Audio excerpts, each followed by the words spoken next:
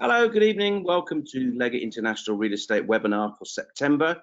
My name is Andy Davies and I'm your host for the next hour, hopefully with our wonderful panel helping you make a decision about buying or a holiday home or a permanent home here in France. It's deadline day in the transfer market, but we've already got our panel signed and ready. We don't need to bring in anybody else. They're all very expensive. We've paid a lot of money for them and they are building very nicely our midfield and our forward lineup here for this webinar.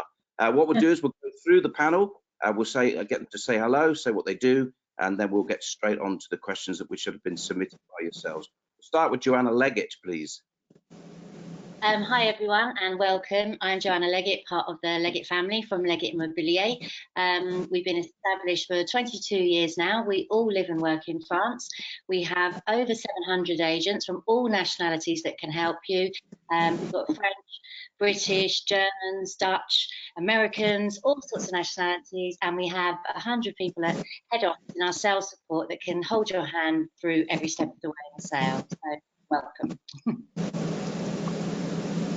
Robert Kent. Yes, hello, my name is Robert Kent. I'm the Managing Director of Kentington's Tax and Investment Consultants. We help our clients and people who want to move to France, and we're here to handheld them through the financial aspects of making their move to France. The person that's on sound only, but she is there. Her name is Tracy Leonetti. Hi everybody, yes, Tracy Leonetti. I apologise, I'm not on camera today, but for many of you already in France, you'll know that it's the rentrée in France, and so mothers do run around like headless chickens getting the kids into school. So I have a car park somewhere in the middle of Mougins. But I am here live, and I am a relocation expert. I help clients navigate the rough waters of the French administration system so that they can live their dream lives in France. And we do anything from visas to immigration to health, car registration, driving licenses, from a local and from a small micro entreprise perspective, and other things as well. So that's what we do. We're an administration who helps people with all of the paperwork. Next to me is Charles Cramaille. Bonsoir. My name is Charles Cramaille. I'm the head of Leggett Property Management. We are in charge at Leggett Property Management of looking after your second home in France.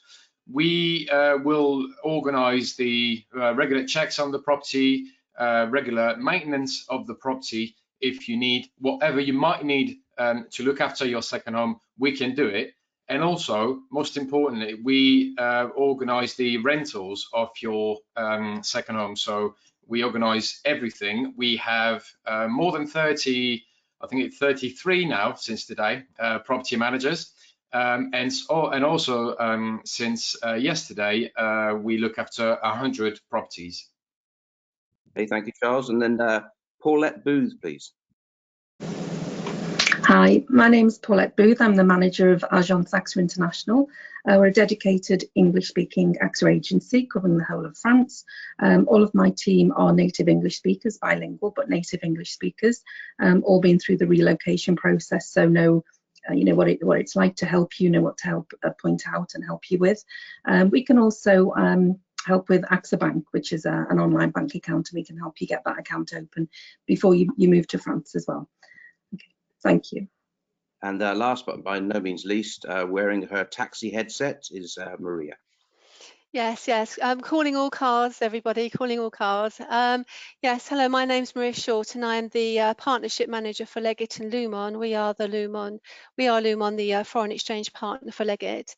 We've been working with Leggett for 10 years now, helping their clients move funds in and out of France. And we offer a completely personal and proactive service. And we are also the French property currency specialists.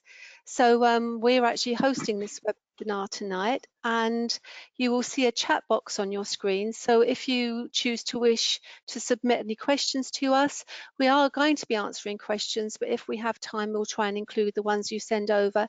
If we don't get round to them, be assured that we can answer them afterwards. You will have all our details at the end of this webinar. To start the webinar off, I'd like to launch a couple of polls which will give me the best direction, or us the best direction to send the webinar in.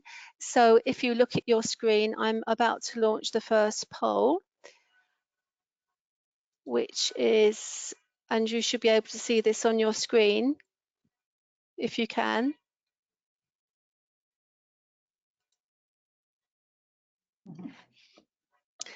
So it's basically, when do you plan on starting to come and look at property in France? So that's kind of, you know, a sort of time scale for us to look at. So if you wouldn't mind, all of you, trying to answer that question for us, and that will give us an idea of how many of you are choosing to come over soon.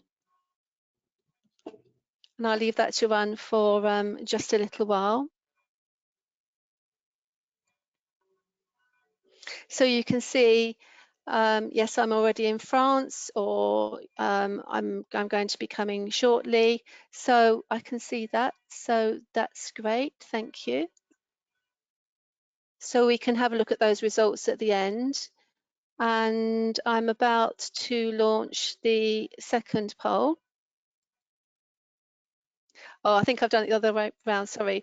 So the first one was, would you be able to make an offer if you came over? So it's, when are you coming over? The second one, sorry, it's a little bit small on my screen, a bit of a technical glitch. So now, within the next 3 months, or from 2023 onwards, if you could answer that for me too. So I shall launch that one, and you will be able to see the questions there.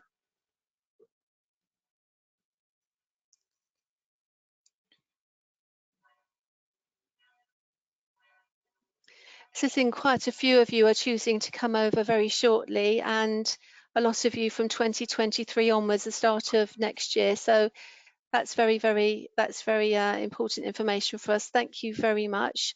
So I'm going to close that now and pass you back over to Andy, who's going to get the panel to answer some questions for you.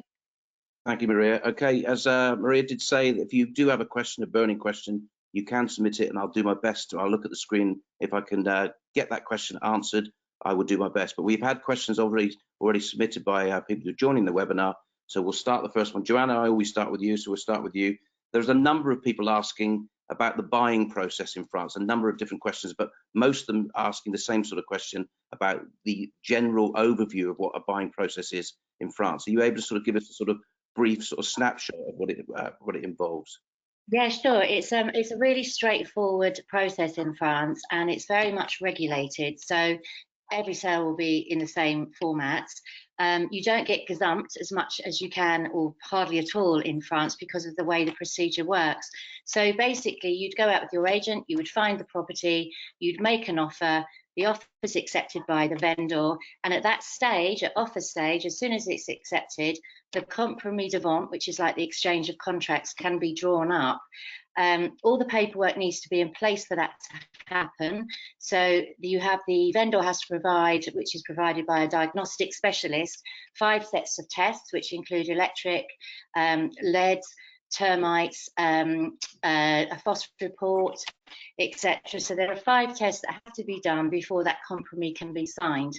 Then the compromis is drawn up either by our agency, because we have an in-house notaire and we have an in-house contracts team that work alongside the notaire.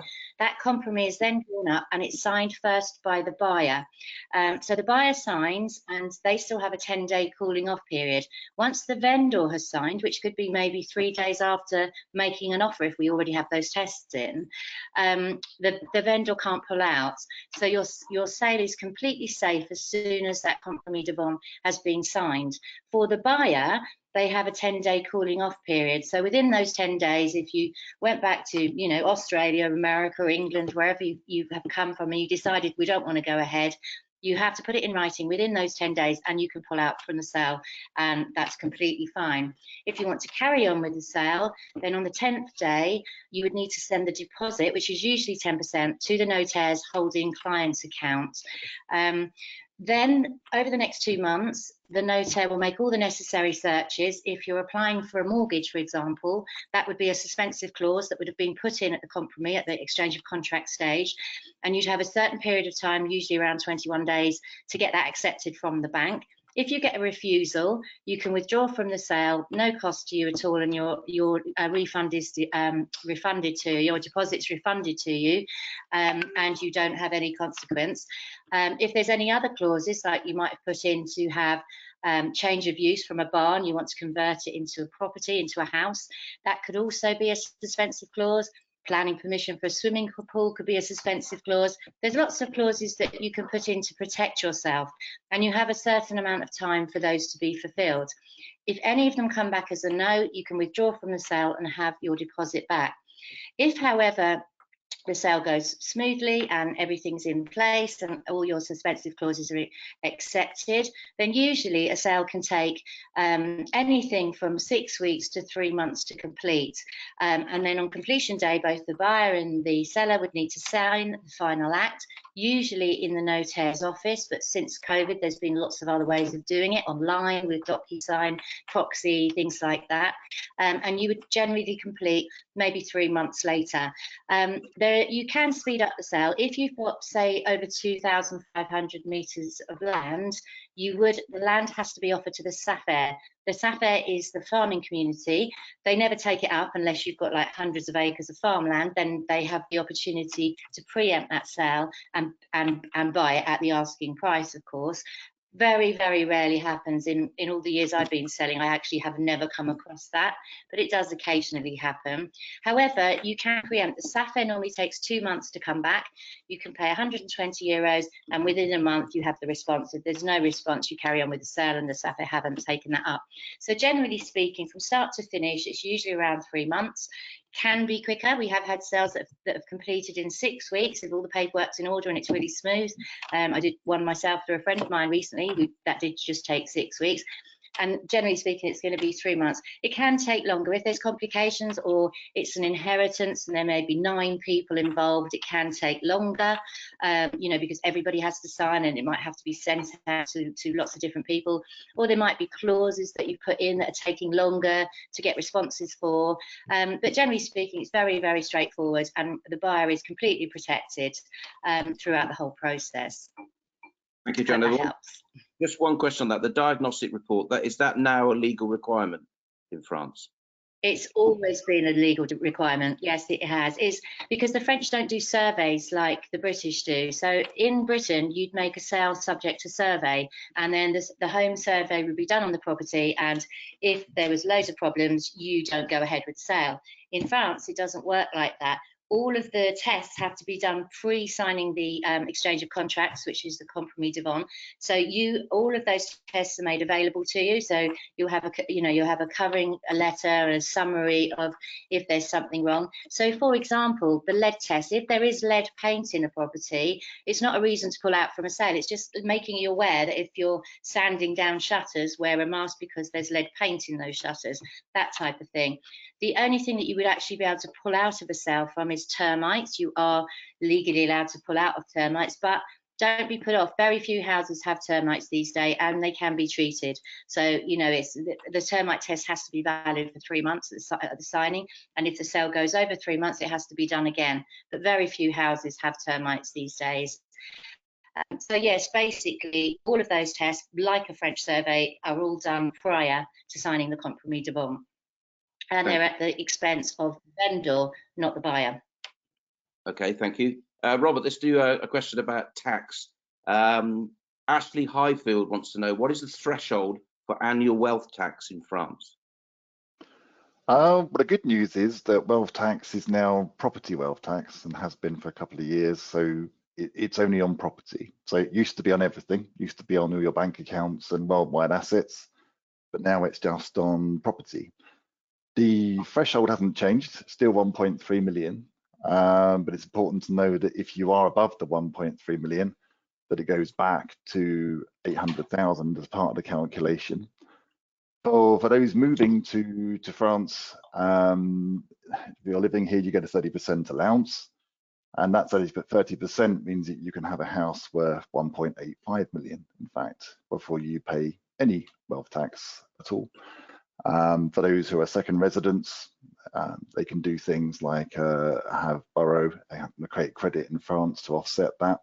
So there's lots of ways around it. But even those who have 3 million of taxable income, taxable property, you know, the tax bill is around 8,000 euros for that sort of property. So actually most people think they're going to pay a lot of money in wealth tax, and actually you need to have a very, very expensive property for wealth tax to become a serious problem. So I hope that answers the question. Thank you. Tracy, there's a question here about residency. Paul Moore wants to know, what are the rules and procedures to become a permanent resident in France? Yeah, hi. So rules and procedures. So obviously when you're thinking of becoming a permanent resident of France, you have to think about two key things, obviously, one of them being tax. And Robert is here to answer your questions on tax. And the other one, of course, is about visas and immigration. So depending what country you're coming from, if you're European, obviously, you don't have to worry about the visas and immigration. You will still have to worry about the tax. But if you're talking from a visa perspective, if you're non-European, then certainly the rules and procedures to become a resident is to make sure there's a few steps to go through. Obviously disattach from the UK, if it's a UK or whatever country you're coming from. Make sure that you do the processes to disattach from the country of origin and request your visa from the country of origin before you come to France. And these are the type of things we go through in a consultation with clients who have not yet moved to France. It's how do you move to France in an orderly manner? So the very first thing I would say to clients is, what is your situation in the country you're in? So let's just say if this person is in the UK, then if they want to move permanently to France, they need to make sure that their situation in the UK is closed, so they have to work on the logistics for the move. So to make sure they get a transporter, they need to contact the HMRC to make sure they disattach from the UK tax system, and of course apply for an appropriate visa from the France visa website. And that visa would depend on what their activity is going to be in France, be that are they coming to work, do they have a business, are they coming as a visitor. And as a permanent resident, you have to remember that you want to be having a minimum of a 1-year residency card, because anything less than that you would not become a permanent resident. So you can apply for things like 6 months visas, but that does not imply residency. So you would need to apply for your visa, a long stay visa, from the France consulate website before you come into France. So those are things you need to work on before you come to France. And of course, once you come to France, that visa has to get validated in order to stay, usually within the first 2 months of being in France, and that triggers the immigration process. And of course, then you can start working in France on things like healthcare, driving licenses, and of course the whole tax situation as well. So the rules and regulations, there's quite a lot of procedures that you would have to go through when you move to France. So generally speaking, it's important to reach out before you move to make sure everything's organised. And just on that, Tracy, I mean, is there, subject to Brexit and the sort of fallout from Brexit, is it still possible for UK people to get residency, or is France sort of closed to UK nationals now? I would hope not. No, not at all. It's not closed to UK nationals or any others that I work with anyway.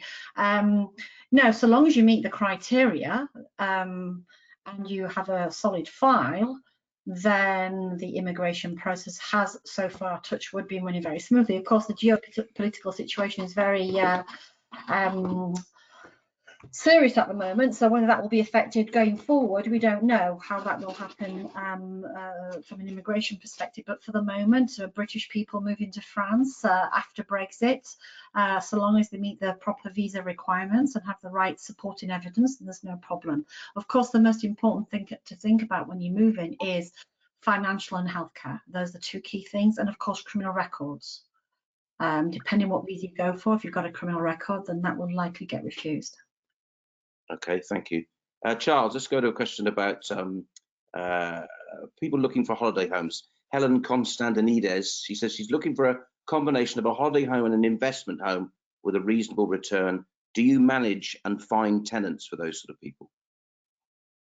Yes, we do. That's our job, really. So we have a a complete solution for holiday homeowners to let us completely take care of the rental side of things. So we create the listing, we stage the house, take the photos, write the description.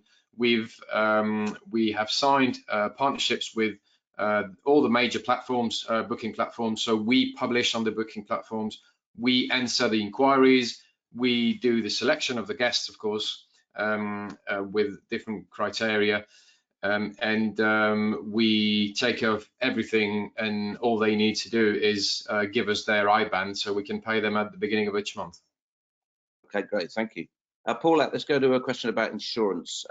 Stuart Ashton says, when I buy my property in France, I'd like to open a guest house / B&B. Do I need business insurance?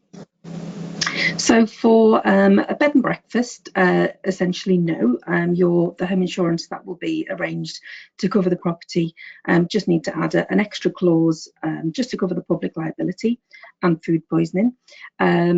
It's the same policy. It costs on average about €60 extra a year to add that clause, so you're covered for bed and breakfast activity. If you have a gîte, so say you've got separate property and you want to let that as a gîte, you can take a separate insurance for a gîte. It just depends if it's your main source of income or not. We can add the clause to a normal home insurance policy, exactly the same with a bed and breakfast. But with the separate policy, that is sort of on the way to being a business policy, and that will cover loss of income. So say, for example, there's a fire, a flood, and you can't then let that property, that loss of income will be covered. What you also need to do is, if you have guests staying at your bed and breakfast or the gîte, you need to make sure that those guests have their own public liability insurance. So that is included automatically in a French home insurance policy, so that's fine if your guests are coming from France. But if your guests are coming from outside of France, they're not necessarily going to have that. That is included in a travel insurance policy, but you need to be asking those guests staying with you that they have their own public liability insurance as well. Okay, and Tracy, there's a follow-on to that, because someone else has asked about B&Bs. Andrew Wills says, if you serve food, do you need a hygiene inspection or a rating, and also a license to serve alcohol? Yeah, hi Andrew. So if you are, obviously that would mean you're having a chambre d'hôte and a table d'hôte. Of course, that means you would have got the right work visa for that if you're setting up it as a business. And then you would, if you're going to be serving alcohol with the food, because of course if you're going to do a chambre d'hôte, so you'd be serving food in the kitchen where everybody is going to be eating together. That's part of the rules of a chambre d'hôte. It has to be in your house, in the kitchen where everybody eats together. There's one meal proposed, not a menu. It's not a restaurant. There is a training course that you have to go on. This is basically to be able to get the license. It's the permis d'exploitation, it's called. And if you want to be able to serve alcohol, then you would have to have this one-day training course, and it gives you the license to be able to serve alcohol. Alcohol like wine and beer, but not hard beverages like, you know, whiskey and things like that. You'd have to go for a higher license for that. If you want to have a chambre d'hôte but not serve alcohol, so you're doing bed and breakfast but you're not necessarily serving alcohol, you might even be doing dinner but not serving alcohol, then you don't need to do the have the license, then you don't have to do the permis d'exploitation. So it really depends. If you're going to go for the whole business setup and have the alcohol served with your meals, then yes, there is a training course. It's a one-day training course that covers hygiene. But there is no hygiene inspection per se. It is about the training course that you then get a certificate, and this certificate you then use to go to your local mairie to get your license, and you also use it for your business creation as well with the Chambre de Commerce. So so yes, you do need to have a training course with the permis d'exploitation, but it's not a health and hygiene inspection as you would expect to have it in a restaurant or anything like that. That training course, is that something that is free to people, or do they have to actually pay? No, you have to pay. It's a one-day training course. It costs about about €500, depending where you do it, because it does change depending which supplier you go with. It is in French for the majority, but we have managed for some of our clients to get the English translation to that, or you can take a translator with you to the training course to be able to get that attestation or the permis d'exploitation that you need to go to your local mairie. So yes, you have to, it's usually a physical presence. With COVID, they were doing them online as well, so that make it easier for people who don't necessarily speak French, because they can have somebody sat next to them. But yes, it's a paid training course of 1 day. Okay, thank you. Maria, obviously to buy a home you need money. Alan Williams wants to know, with the fluctuations in the currency market, especially at the moment with the world as it is, if we find a favourable exchange rate, can we fix that rate? Yes, absolutely. This service is very, very popular with our clients. It gives clients the chance to secure funds at a beneficial rate.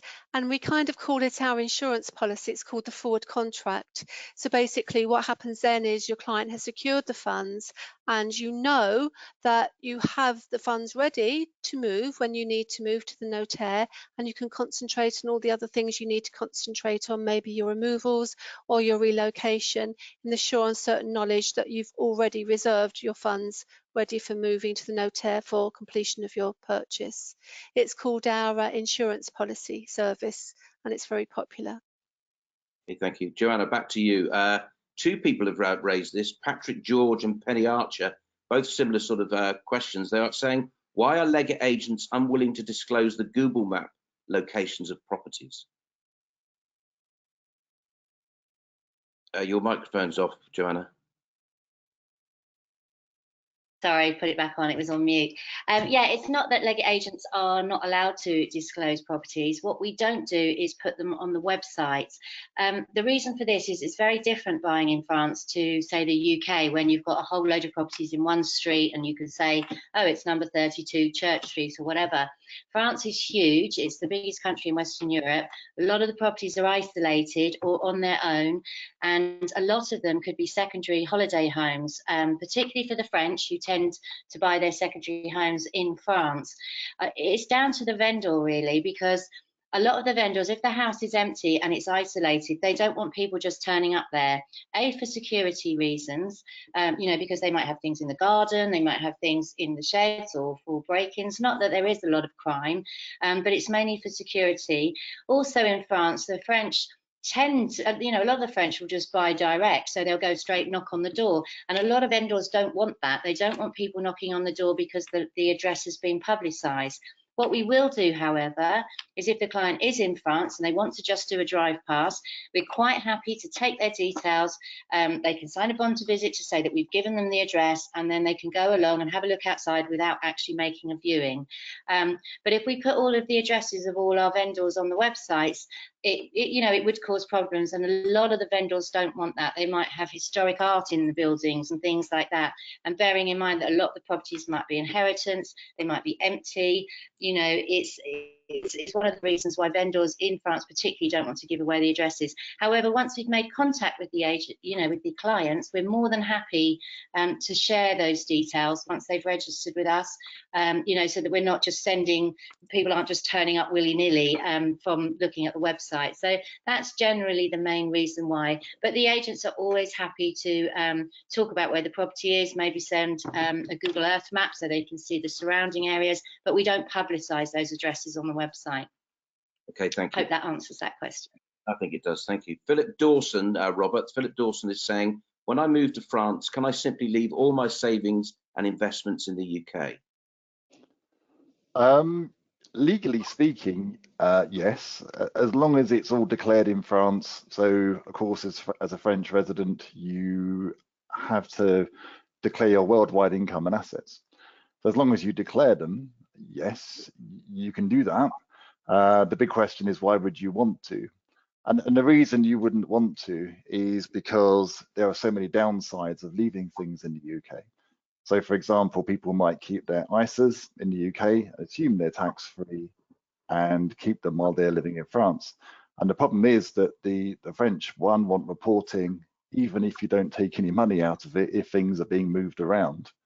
And if you draw money out of it, then it creates a tax problem. And the reason it creates a big problem is because they want tax reporting. And the point is, if you go back to an ISA provider in the UK and say, I need tax reporting on my ISA, they'll say, but we don't do tax reporting. It's an ISA, it's tax-free. So you can't get the tax reporting that the French want, and then you have all sorts of problems with keeping things like ISAs. Now, if you have a simple ISA where nothing really moves around, it's not a problem if you don't need the money. But if there are trades going on, things are being bought and sold inside, maybe there's a portfolio manager, the French will want to know every single detail of every transaction that goes on inside, and they will want to tax all gains, want to know all the dividends. So it becomes a mess because you can't get the reporting for that. The other thing is, like, UK life assurance bonds are very popular. They are deemed to have paid tax in the UK because they've paid corporation tax. The French basically ignore that and tax it again.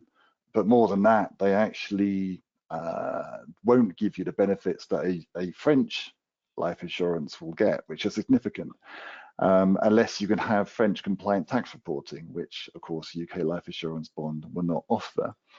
Now this means you can end up paying up to 70% tax in total if you keep your UK life insurance bond, where in France you could be paying less than 7%. So the answer is, do you want to pay 10 times more tax than is necessary in order to keep your things in the UK? And only you can answer that, but I would say it would be a strange thing to do. Okay, thank you. Tracy, over to you about, this is about visas again. Zoe Berry wants to know, what visa is best for an unmarried couple needing to work running a gîte complex? Are you still there, Tracy? I think we've lost Tracy. Oh, there you are. Sorry, I was on mute. Apologies for that. Okay, so we've got a couple who want to run a gîte complex together in France. When you say gîte complex, is that mean, do they want to create a business around the gîte complex? How many gîtes are involved, first of all? Because if they want to create a business around, because generally speaking, gîtes are independent to your house and usually rented out for irregular, people stay in and they're just put on your tax return and you get your as a tax a foncier. So people don't generally set up businesses for gîtes.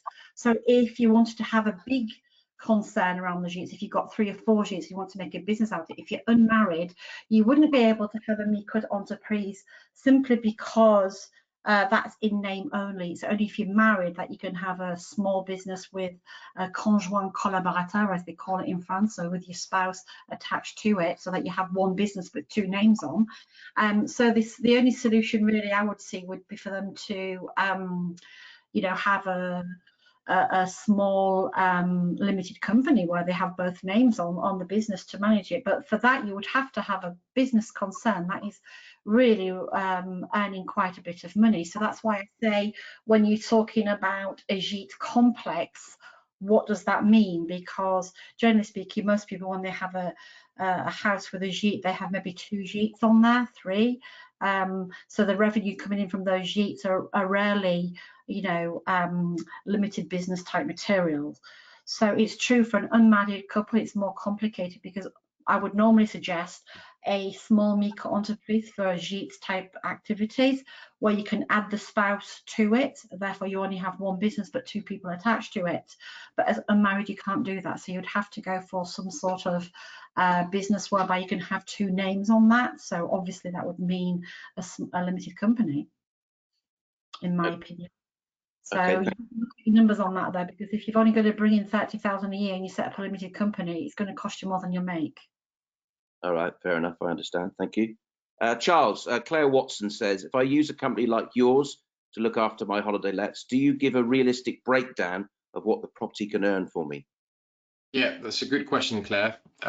We do.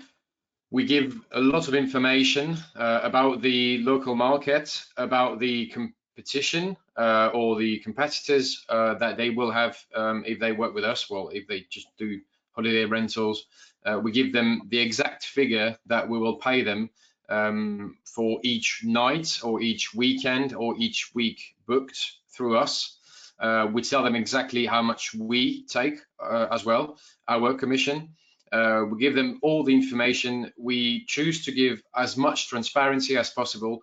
And also we have co-developed a accounting tool that is going to come out this month, later this month, which will allow the owners to see live how much they will get paid at the end of the month, how much we will earn as well, how many people stayed in their property, complete transparency, and they have a lot of visibility about what they earn and what they can earn later as well. We give them access to pretty much all the information, and we are only a few property management company to do that in France. So yes, they will know exactly the breakdown of all the costs. Even if we have to spend, I don't know, €5 to buy a couple of bulbs, we will give them the receipts digitally, so they will have access to this. They will know exactly how much it costs, and then just basically know everything, just like they should really for every property management company, with every property management company. Thank you. Paulette, you did mention at the beginning about AXA Bank. So there's a question here from Wendy Norman. Is there a way I can open a bank account which, while I'm still in the UK, I have the details that Yeah, absolutely. So with AXA Bank, it's a different process opening the bank account through our agency than on the website AXA FR. Because we're a specialist agency, we have kind of lots of different processes, and we can explain lots of things to the bank, and you know, kind of squeeze a square peg into a round hole, so to speak. So what we can do is we can get the bank account opened as soon as a client has what's called an economic interest in France. And that economic interest is when you've signed a compromis de vente. So as soon as you've signed the compromis de vente so that you're going to own the property, we can start the process then to open the bank account. Cards can be sent to a correspondence address outside of France, so that's fine. We don't need the French address to be the correspondence address. So we need details of the French address, but yeah, your statements, if you don't want them online, bank cards, PIN, everything are all sent to your address outside of France. And you also get what's called a bank RIB, which is kind of your sort code and account number that you'd have in the UK. You get a piece of paper or a PDF document, and that's what you need to give to EDF, to gas, water, and basically you'll have that ready, set up, so you can set all your utilities up. And then when you come over to France, if you're coming over to France to sign the acte de vente, you've already got your bank account open, you've got your bank cards, you can go and start buying furniture and doing what you want straight away because your bank account's up and running. And just following on for that, Maria, can Lumen organise regular transfers into these accounts? So rather than you're just buying one big purchase with your home buying, can you have a sort of regular sort of transfer that goes across from Lumen that works? Yes, absolutely. Once clients realise how quick and easy it is to move their funds through us, we quite often get them setting up regular payments for renovations, maybe for pension payments, for just bringing money over at certain points of time. It's very, very easy to set up, and when a client has an account with us, they can talk to the dealer that's in charge of their account and to set up a very, very easy regular payment scheme. Absolutely, yes. Okay, thank you. Joanna, let's go back to you, back to France being a huge country, as you said. Philippa Askew says, it is a huge country. When I'm looking for a property, how do areas vary in price? Yes, they do vary quite a lot in price depending on where you are, and obviously it is the biggest country in Western Europe, so it's, you know, every area is completely different. Also, in all of the regions you will have a very pricey area and you'll have a sort of lower price area. If we started at the top, for example, in Normandy and Brittany, the easiest access points into France, you'd be looking at around between sort of 100 and 150,000 for a really decent sized house with a nice garden, an outbuilding, etc., and that'd be sort of for a 3-bedroom home. If you come down into the Loire and coming further south into the Poitou-Charentes and the Dordogne areas, very similar prices, again, very, very good value for money in those areas. If you go in the Charente, for example, if you're in the countryside, you'd be looking at around about 110 to 150. But if you're in the Charente Maritime and you're on the coast, you'd be looking at about 500, because the Charente Maritime coast can be quite expensive. It's very popular with Parisians, as is southern Brittany. So there's lots of areas that will have really good cost-effective places, but also more expensive places. The cheapest places to buy, if you want really good value for money, you want to be looking in areas in the centre of France, whereby you can have big farmhouses with lots of land and very, very low prices. That's sort of in the centre of France, which is the Limousin and the Creuse. The Creuse is probably one of the cheapest areas where you can pick up a property, a 3-bedroom house for €63,000. It's like the price of a garage in London. So, you know, it depends on where you are. As you move further south, the property prices do go up slightly and quite greatly in some areas. So once you get down into Midi-Pyrenees, for example, Pyrenees-Atlantique, it's really good value for money. We sold a chateau there recently, 9 bedrooms, needed a lot of work for 250,000, a great value. And also the Pyrenees Oriental, you can be skiing in the morning and on the beach in the afternoon, you know, an hour apart, so very good area. Then you come down into the south, like into the Languedoc-Roussillon area. Again, here you'd be looking at around 180 as an average house price, whereas you'd be looking at 100 to 150 a bit more further north. Again, here you're on the borders of Spain, so you've got a lot more Mediterranean feel, so it's totally different style properties. The architecture is completely different. And then as you move across to the Côte d'Azur and the French Riviera and the Provence, property prices here are quite high. And that's because the demand, it's a massively cosmopolitan area, and nationalities from all over the world buy there.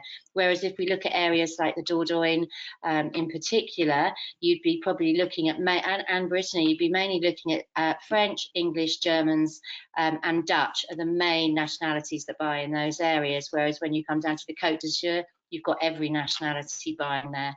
And prices in the Côte d'Azur, you'd probably be looking around 350. If you were looking at something in Cannes, you'd probably be looking at over 400. Then you move into the sort of eastern, southeastern or parts of France where you've got the Alps, the French Alps, some of the best skiing in Europe. And again, property prices vary quite greatly there.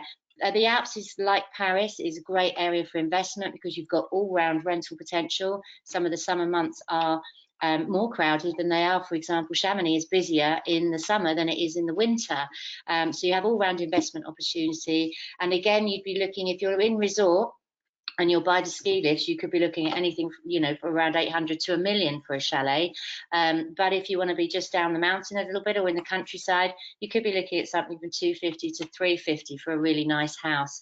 So yeah, if you're looking at, if it's down to budget and you want a big property but you haven't got a big budget, then do your research and look at the areas where you've got really good value for money, because it is very, very diverse and the property prices do vary depending on where you are. So I hope that helps. Little tour de France. Thank you. Just on that, Joanna, is the French housing market at the moment competitive? You mentioned about different nationalities. Is it different nationalities buying? Is it UK buyers still, or has there been a shift? Well, this is the misconception that we think, you know, all the British buyers are back because of COVID and they must be making a difference on the property market. Well, actually, they're not. In France last year, there was 1.2 million sales. Only 15,000 of those sales were to non-resident international clients, and only 22% of that were British. British, though, are the highest of all international buyers, followed by the Belgians, who are about 20%, Brits are 22%, followed by the Germans, they're at 7%, followed by the Dutch. So those are the 4 main key nationalities that buy in France. But obviously, with that small amount, it's not going to affect the housing market. The reason the market's so strong is interest rates are low, it's easy to get mortgages for the French at the moment. COVID has made a massive difference on where people want to live. You know, they might be selling up in cities and moving to the countryside or looking for outside space.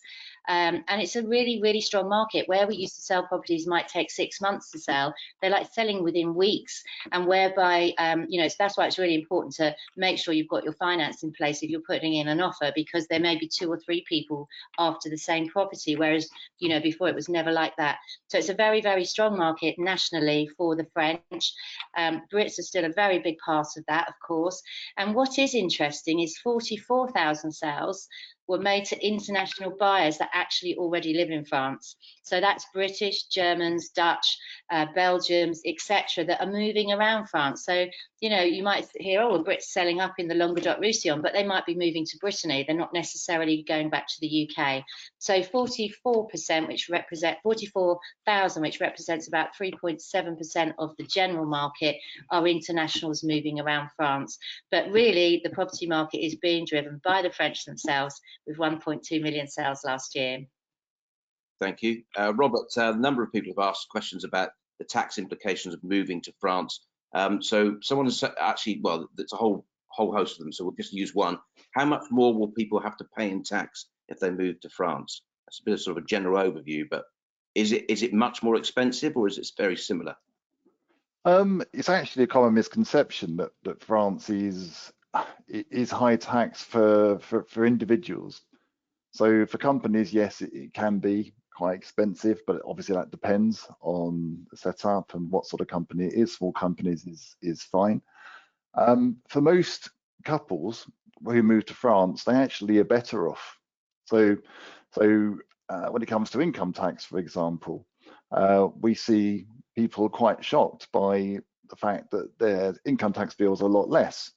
So the fact that people are taxed together in France under what's known as a part system means that because you're taxed jointly, it means that you share the zero band and the rates between the people.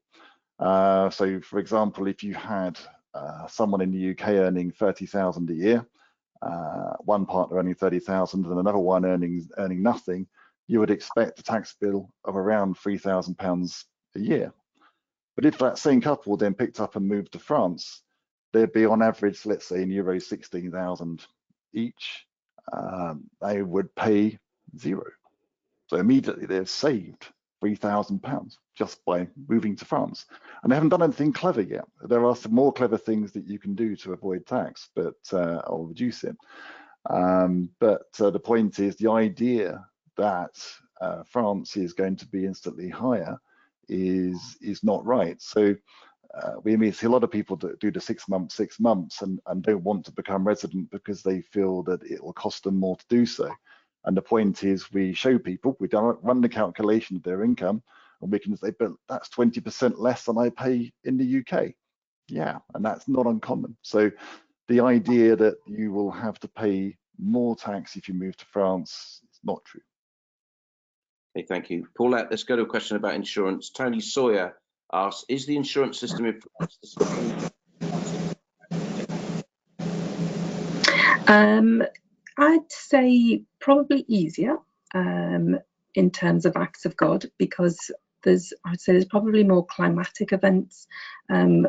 Certainly when I worked in the UK compared to when I work in France, so many more climatic event claims in France. So it's kind of more built into the contract to cover it. However, quite often it needs to be declared as a climatic event. So for example, sécheresse, like drought. If there's subsidence due to drought, that needs to be declared by the mairie. As soon as it's declared, that's fine, you can put your claim in. If there's a gusts of wind, that needs to be recorded as a certain speed, then you can claim. So as long as it's declared nationally and it's declared as a climatic event, then yeah, the claim system is much easier than the UK.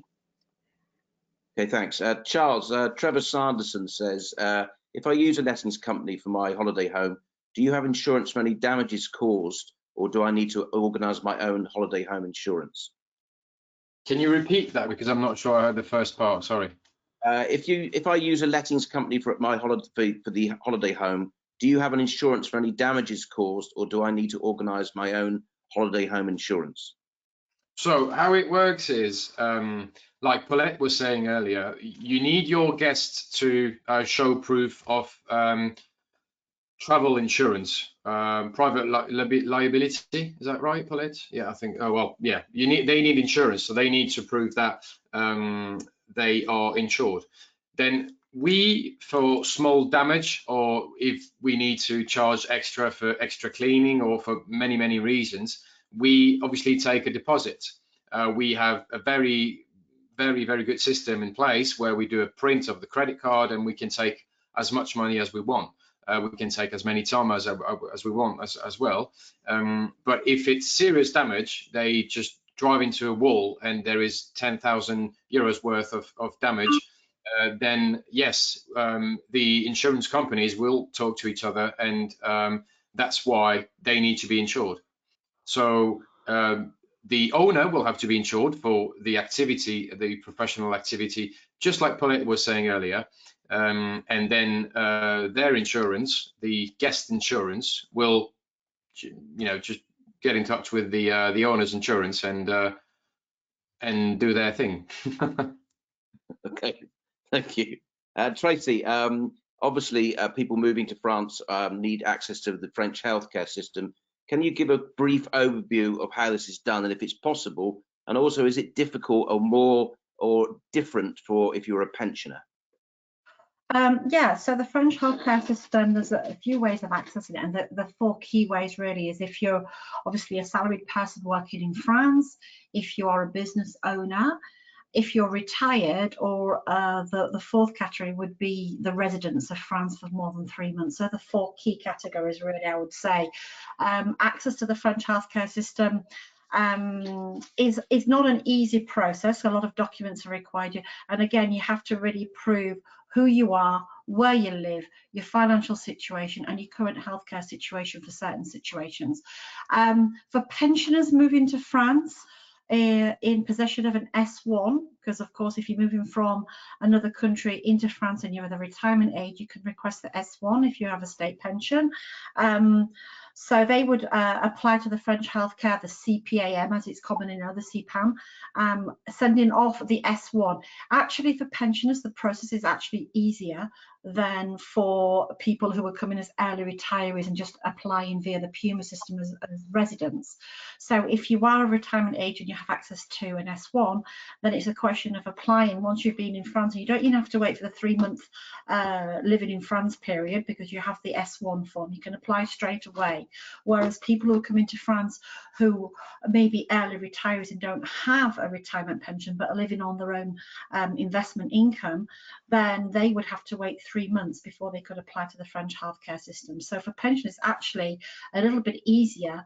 And again, they would just have to send proof for the documents, so who they are, passports, birth certificate, marriage certificates, proof of where they're living, so local, the utility bills, tax foncier, they like to see that. They like to see the S1, they like to see the pension notifications, they like to see, there's a document you fill in which you put all your pension information on there as well, which they don't send to you. You have to find out on your own when they send the letters back to you. But reach out to us and we can help you with that. Obviously, they want to see your bank IBAN, what we were talking about earlier is the bank IBAN that Paulette was talking about when you get a bank account, and it has to have your first name and last name on it, otherwise it can get rejected. And all of that documents get sent to the local CPAM, and then they will work on your file. You'll get your temporary social security number to start with, and once you have that, you can start working with getting a top-up mutual if you need that. So the French healthcare system, for anybody moving to France, there is a way to get into the system. But one thing that you have to think about as well is before you do, make sure you've got your visa and your residency cards, because that's one of the things they will ask to see as part of the file. So there's no point sending all your wonderful documents off if you don't have your residency card. If you've got your visa that's been stamped inside your passport, that's okay. You can send a copy of your passport with your visa in there. I often say to my clients in a consultation to prepare all the file, and once they know that the residency card's coming or they've got their appointment with the the immigration office, they can send the file, because the CPAM take 5 weeks to work on the file before they get back to you. So whilst they're working on your file, you can be waiting for your residency card. Then you'll get the famous letter asking you for 1 or 2 things extra, depending on your situation, and you send it all back again. So it depends on your situation, but for pensioners, it's not a problem with an S1. If you don't have an S1, you're an early retiree, then you go through the PUMA system, which is a little bit more arduous, I have to say. Okay, thank you. Let's stay with health then. Paulette, Colin Cooper says he has a heart condition and is a diabetic. Is it difficult to choose health? And if so, will it be much more expensive? So there's kind of 2 sides to this. When you first arrive, if you need a health insurance to support your visa application, and so this is before you're in the French system, yes, it will be much more expensive and possibly even very difficult to get insurance. Once you're in the French system, it's not going to cost you any extra. For a top-up mutual, there's no health questionnaire. There are, I think we've got about 60 variations of mutual, different levels, and probably the top 6 have a health questionnaire. The rest that everybody else goes for, because the top ones are way, way too expensive. And the middle ones and the cheaper ones cover your needs anyway. There's no health questionnaire, so that doesn't matter. So it's not going to cost any more if you've got any major health problems. On top of that, there's a system with CPAM where you've got it's called an ALD. I've completely forgotten what it stands for. Affection longue durée. There we are. And my daughter's type 1 diabetic, so she's assigned as ALD, and basically anything, any treatment, any insulin, anything, any medical appointments to do with her diabetes are completely free. So she doesn't even need a mutual for that side of it. But if you were admitted to hospital and it was something to do with diabetes, but there was also something else, you still would need that mutual for the something else, because if it's not to do with that long condition, then you will pay. But I say the health system is, I would say, once you're in the health system and you do have an illness like that, I say for diabetes, my daughter now lives in the UK, the care she got in France was just 10 times better, and amazing compared to the UK. So don't worry.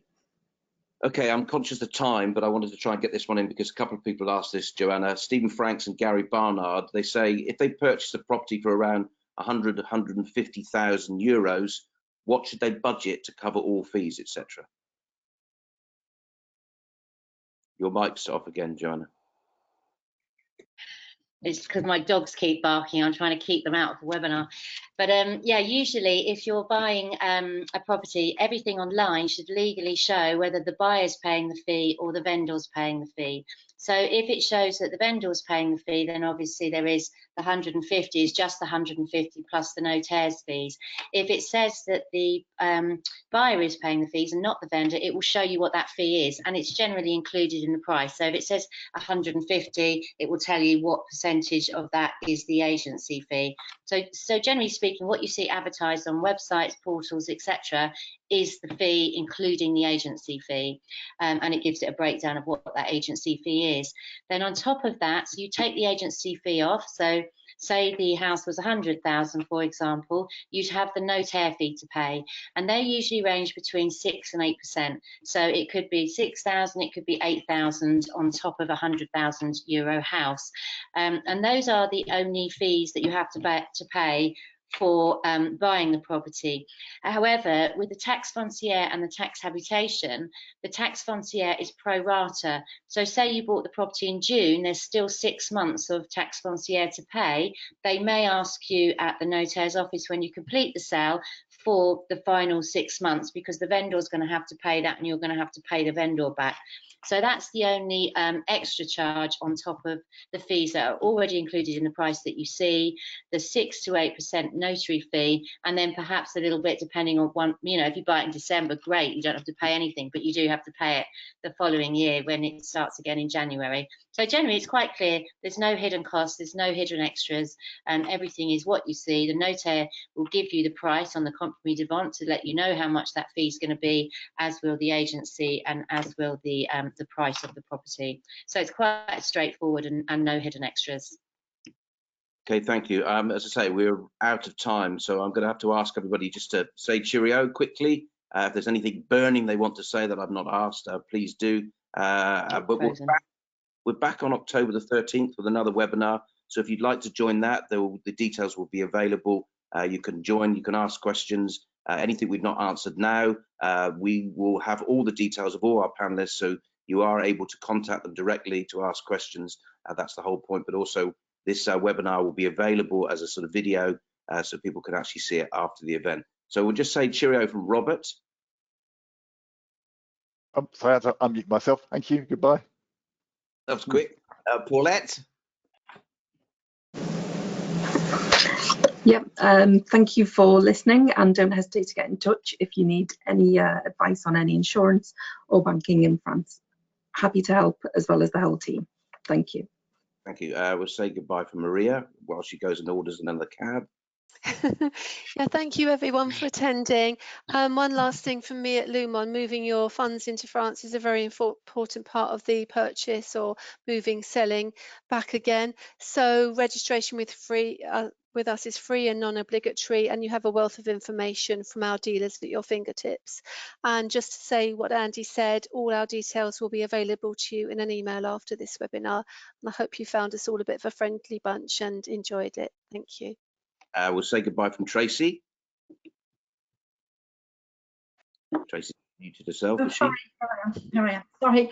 Yeah, sorry. You haven't seen my face today, but if you come along to the Birmingham event, I think you will see pretty much everybody on the panel tonight will be on the Leggett stand. So I'll be over there on the 23rd, 24th and 25th. So if you want to see me face to face and ask some of these very important questions, then come along and see us at the booth.